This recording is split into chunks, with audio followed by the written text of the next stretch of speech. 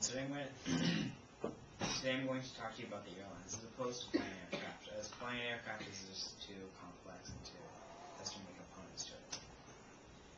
The airlines. I'm sure many of you, when you see an airline, you just think of just another business.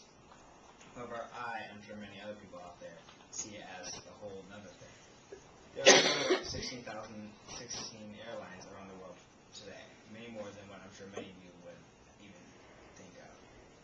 What many people tend to forget is that each and every airline has to follow its own culture. It's different from another airline. It has its own ways of doing things, really. Here are some pictures you can see. There are international airlines over there. You can see that's Lufthansa, it's a German airline.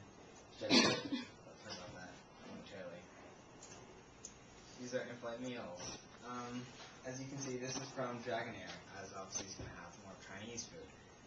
If you look over here, that's from U.S. Airways, has more of an American style of doing things. That's a first class meal on Emirates. As you can see, they follow their own culture of their own country. You know, it's one example of airlines culture. In the United States, there are different types of airlines. There are LCCs and legacy airlines. And LCC stands for low cost carrier. Low cost carriers are airlines such as Southwest, JetBlue, Frontier, Spirit. Those are all low-cost carriers. Allegiant, they are all considered LCCs. They have a different culture from legacy airlines. Legacy airlines are American Airlines, United, U.S. Airways, Delta, Continental. Those are legacy airlines. Legacy airlines tend to have a much broader concept. Meanwhile, LCCs tend to focus on an individual concept, things of being more of different. You get on Southwest Airlines, it's different from Continental. Have a different plan. And there are also regional airlines. Regional airlines are airlines such as U.S. Airways Express, Delta Connection, United Express. Those are all regional airlines. Many of those airlines are contracted airlines, which then go with the larger airlines. They lease out their aircraft and then they get paid for it.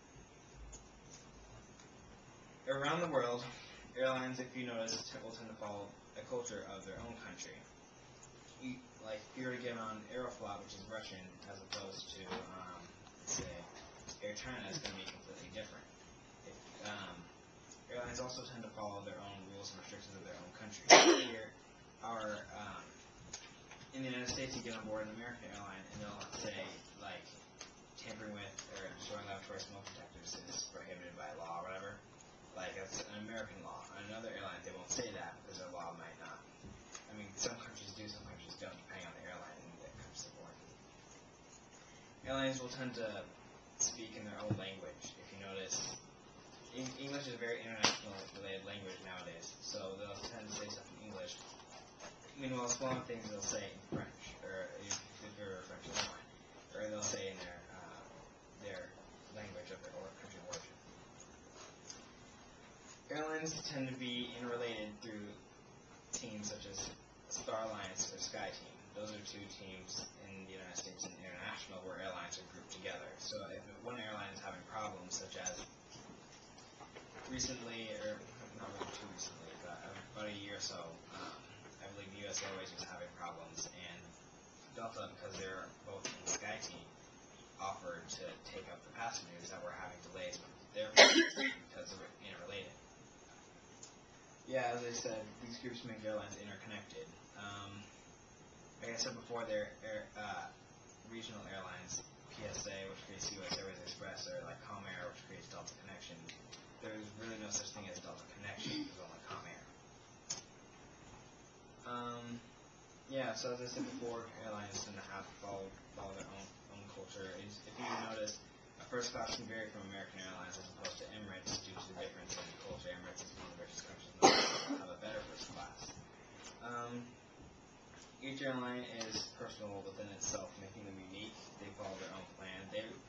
Like I said, LCCs and legacy airlines tend to share similar plans. LCCs, Frontier, Southwest will have a similar plan, but as opposed to Continental and American. Here are pictures. You can see this is first class on American, this is first class on Emirates. There's a big difference. This is a picture I found pretty funny, but to show you first class. There's another Emirates picture over there, and then one over there is on Australian airline Qantas, which is first class.